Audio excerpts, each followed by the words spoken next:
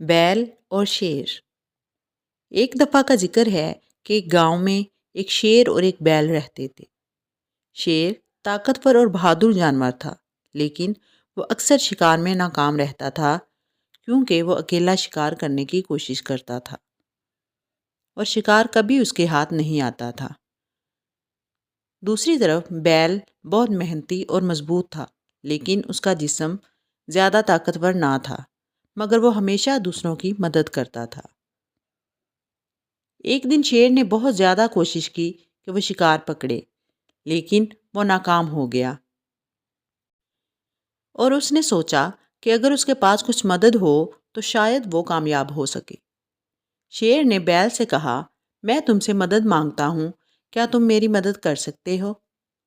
بیل نے فوراً کہا، بالکل، میں تمہاری مدد کرنے کے لیے تیار ہوں۔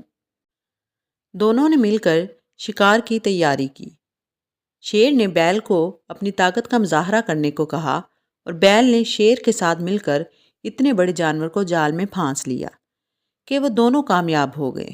شیر نے کہا، تم نے میری مدد کی اور مجھے یہ شکار ملا، میں تمہارا شکر گزار ہوں۔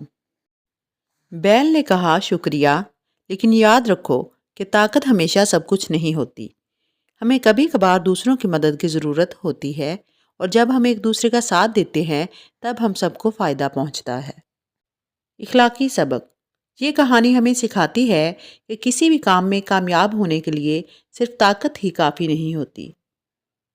ہمیں ایک دوسرے کی مدد کرنی چاہیے اور مل کر کام کرنا چاہیے۔